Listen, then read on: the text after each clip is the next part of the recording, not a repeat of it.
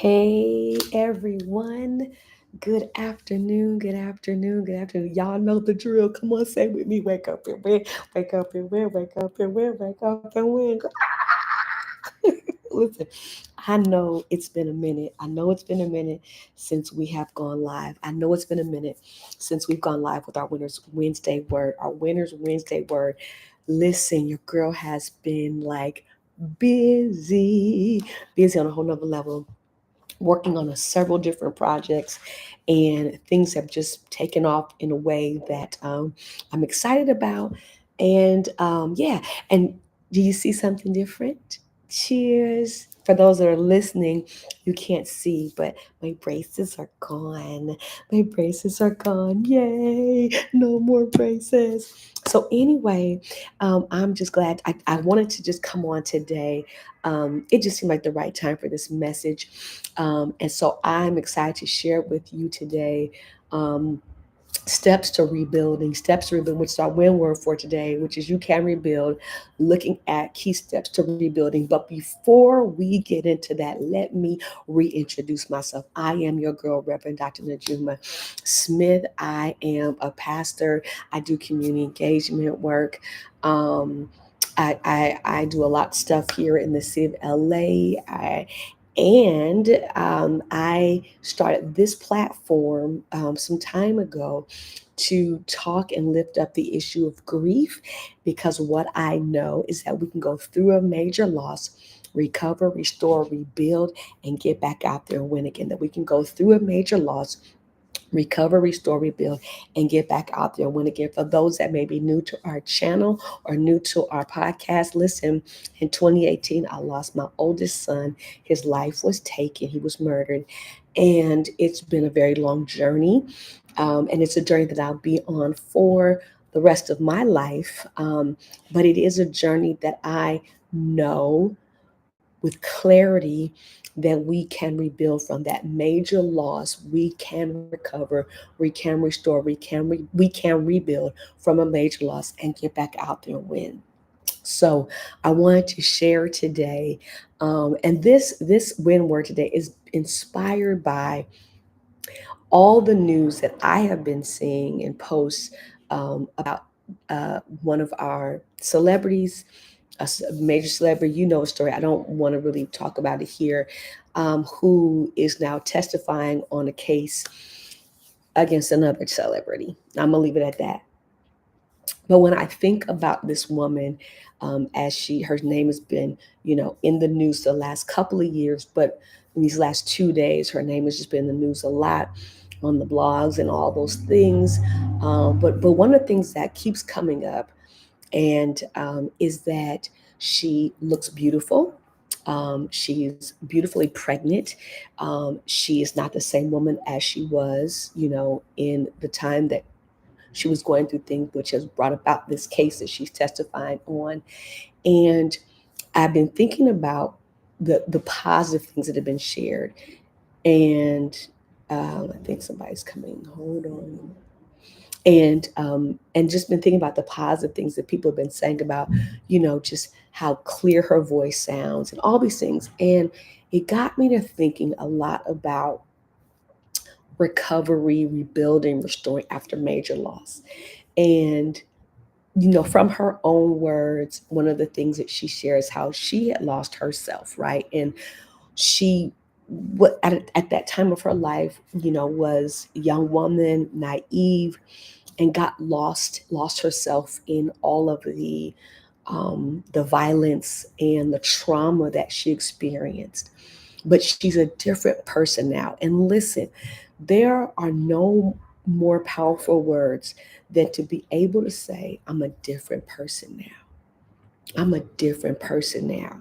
And one of the things that we gain when we come through a grief journey, when we come through major loss, whether that's losing a loved one, losing job, losing a relationship, or even losing ourselves, is being able to get to a place of healing and wholeness. And I don't think healing and wholeness is a destination. I do believe it's a journey, but you get to a place in that journey where you can say with confidence, I'm not the same person. And those words, even though I haven't been in court, I'm going based upon those who are in court, and who are reporting on the trial that's going on presently. And what she has said based upon those who are in court, who are taking notes, is I'm not the same person anymore. And those are powerful words. So this, my message today, is really rooted in those words, not so much the person, but in the understanding that we can get to a place in our journey of healing and wholeness and recovery, restoring, rebuilding, and we can say with confidence and clarity, I'm not the same person anymore. I'm not the same person anymore. And even for me, when I think about 2018, when my son was murdered, and how that impacted me so in 2018, 2019, but now in 2025, I can even say, I'm not the same person anymore. But also, when I think back on my own journey, and those of you who follow me, I put out the whole release all attachments. So go watch that series. It's a 16-part series. If you haven't watched it, go and watch that 60 or listen to that 16-part series. Watch and listen. So if you're listening to this, you can listen to it. If you're watching on YouTube, you can watch it. But that 16-part series where I talk about things that I experienced starting at the age of 14, and just the life things that were happening over the period into adulthood, right? And at this stage in my life, I'm not the same person anymore. And that's a powerful statement, especially when you think about the grief and the trauma that we sometimes experience. So I want to say to someone that may be listening, that may be watching, if you're going through it, you might be in the thick of it, you might be in the dark of it. It might seem cloudy and foggy. And I want to encourage you to know that you will get to a place where you can look back over your life and say, I'm not the same person anymore, regardless of whether you are victim or even participant, right? There were parts of my life that I was a participant, and then there are parts I was a victim, right? And then there are parts of our family became the whole victim, right? When my son's life was taken. But I'm not the same person anymore. I've grown, I've matured, my life is being rebuilt, right? And so that's important to know, that we can get to a place in this journey of healing, in this journey of rebuilding, recovery, restoration, and be confident in saying, I'm not the same person anymore. So, what I want to lift up is, how do we get there? How do we get to the place of being able to say with confidence and clarity, I'm not the same person anymore? The person you saw back then, the person you saw when I went through it, the person I was when this, that, and the other happened, I'm not the same person anymore. And, um, if you're watching and want to make comment, feel free to put in the chat. For those that are listening or watching, if you want to put in the comment, I'm not the same person anymore. I'm not the same person anymore. And that's a powerful statement to make. Now, how do we get there? So I want to offer a few things. I want to offer 5 things. And you've heard me say this before, but I'm adding to it. You've heard me say, so step number 1 is community. You have to get into a community of healing. You have to get into a community that is a community of healing, not toxicity, not avoidance, not dismissal, not denial, but a community of healing. And a community of healing looks like this. It looks like a community that embraces where you were, where you are, what you've gone through, what your experience has been, right? And they embrace that with you, and then give you space to heal from that. So it can't be a community that denies. Like, it can't be the people like, oh, just forget it happened. No. It can't be the people like, let's go, let's squabble up. Let's just fight, let's be angry, let's be mad. No, that may be necessary sometimes, but that's not a healing environment. It has to be a community that will embrace where you are or where you've been, and then also give you space to go through the healing process. And you might be saying, I don't have that kind of community around me. Listen to what I'm saying. You have to find that community. And that community can be a single individual, it may be a group of people, it may be a meeting, it may be an online community. I don't know the answer for you. It could be a spiritual community. For me, church is important. It might be a social community. You just have to say, I want to be better. I want to be different. I want to get out of this. I want to come through this. I want to rebuild from this. Where do I begin? Community. You have to get into a healing community, not a community that will deny, not a community that will just support you being angry and bitter and contentious your whole life, but a community that says, we're here to embrace you and what you've been through, what you've experienced, or even what you participated in. And we want to see you get healed. And again, that could be an individual, that could be a group, that could be a location, whatever the case may be. I was watching some young lady's post, and she talked about how she had to deal with her anxiety. She had to go out the country and meet people and get in community there. So, healing community, number one.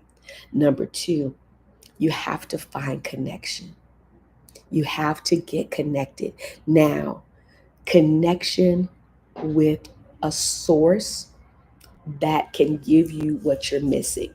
Because if I could heal everything on my own or heal myself, then none of all of us would be okay. Right? So I want to invite you to get connected.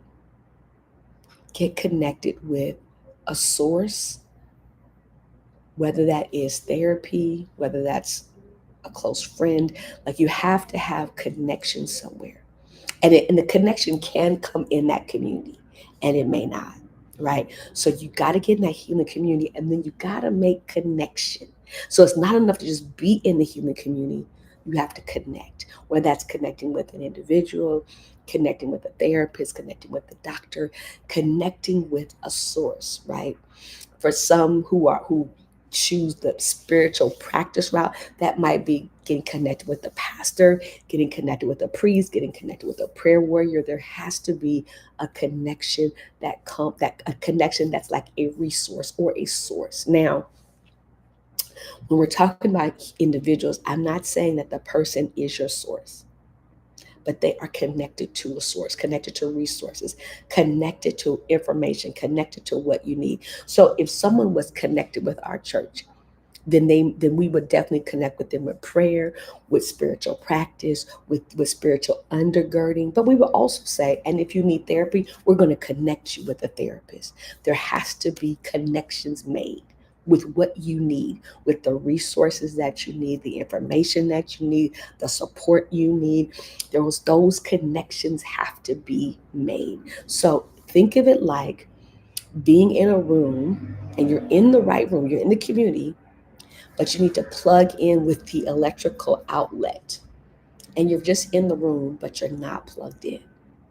So being in community is a first step. Now, once you're in that community, you gotta connect, right? So you have to, but you're connecting not just randomly, but with people, with organizations, with projects, with programs that can give you the information, the resources, the source that you need, right? So community, connection. The third C is clear pathway. And again, for those joining us, we're talking about how to rebuild. How do I rebuild after a major loss?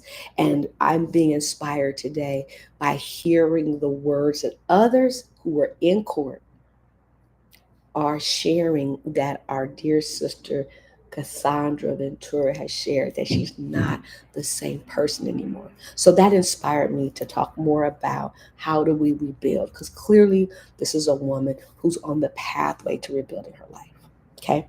And that's all I'm going to say about that. I'm not really interested in the whole case as it relates to details.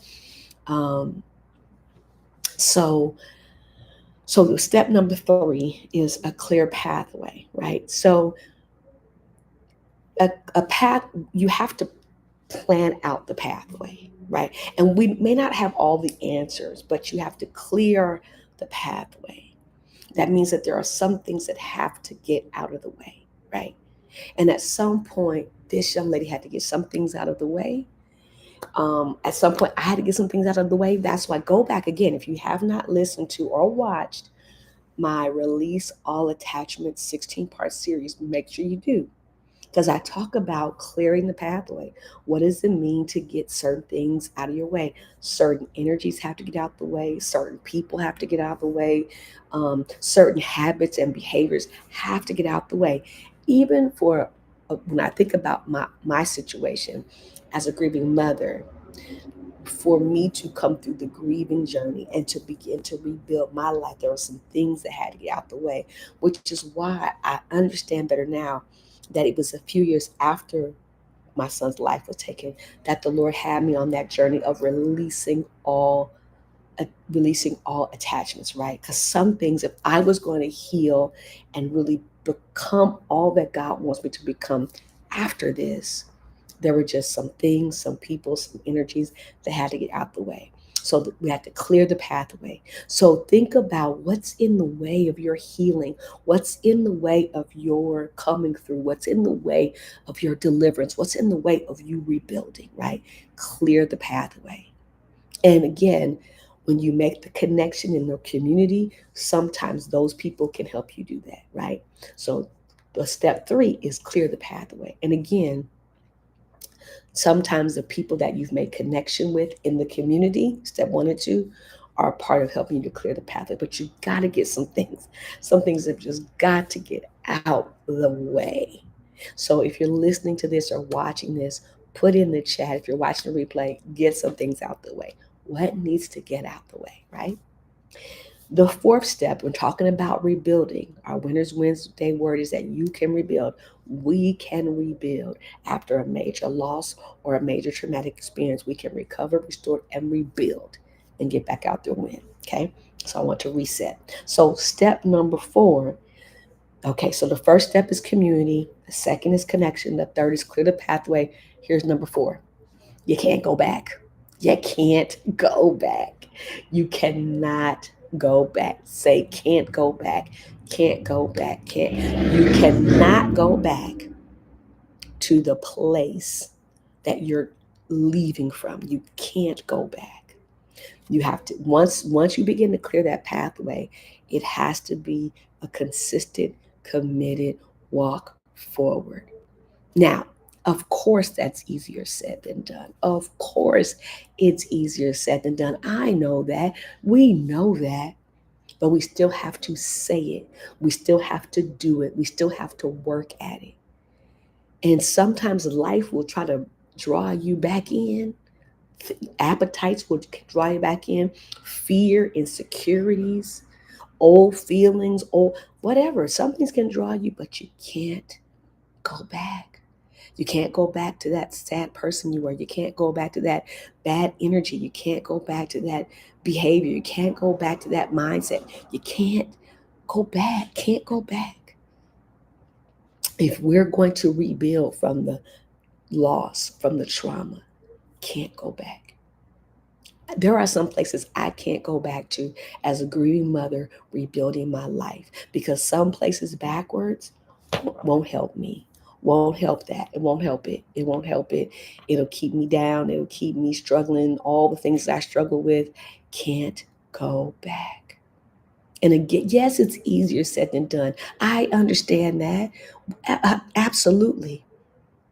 And part of what had to happen for me and what I understand when I talk to people, when I do consultations, when even as a pastor and I'm doing Christian counseling, is that going back is easy.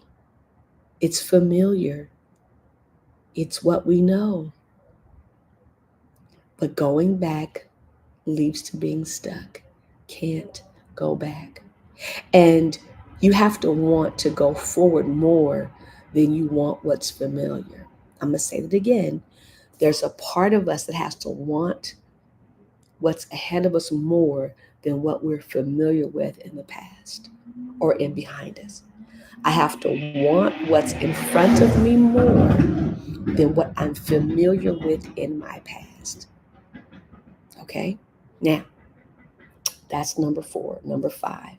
And this is my favorite one. This is my favorite C. It's my so the fifth. So the first C is community. Gotta find a healing community.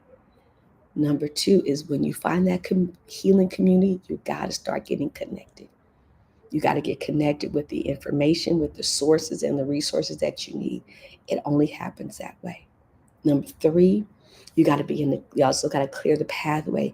You got to get out the things that are hindering your forward progress. Number four, you got to make up in your mind and your heart, can't go back.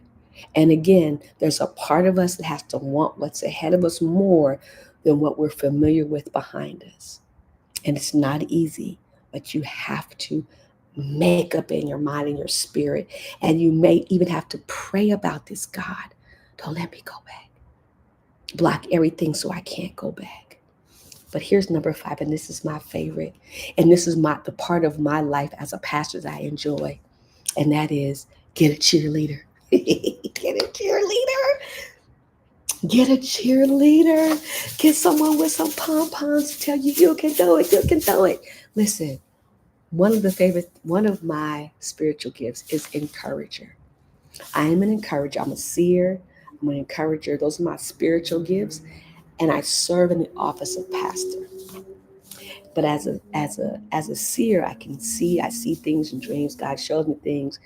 As an encourager, I get to tell people you can do it from a spiritual perspective, of course. And everybody needs a cheerleader. Get you some friends that are on the sideline saying, I believe in you. I see you. I see what's in you. I know your potential. And you can do it. Get you a cheerleader.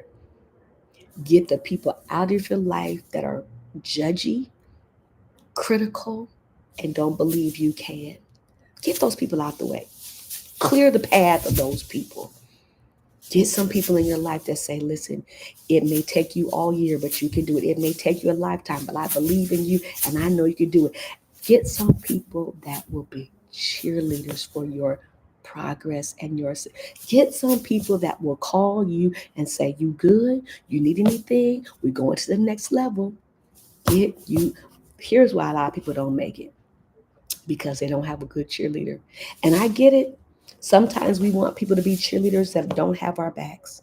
Those aren't your cheerleaders. Listen, cheerleaders are the people that you ain't got to ask them to cheer for you. And sometimes we want people over here who are maybe related to us by blood or they're old friends. Sometimes we want those people to be our cheerleaders.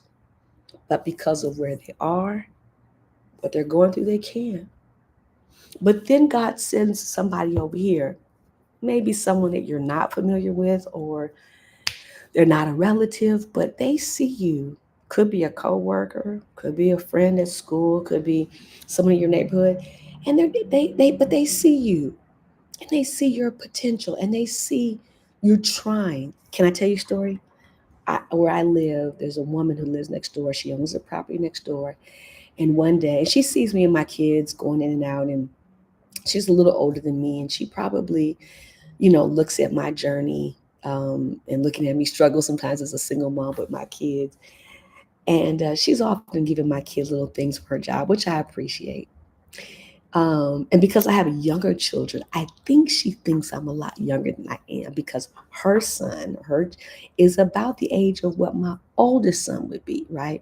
But she only sees my little children. So a lot of times people think I'm a lot younger because they see me with my younger children a lot. And if you don't know about Daniel, because he's deceased now, you may not know that there's 21 years between my oldest child and my youngest child. Don't judge me on that. I started over twice, okay?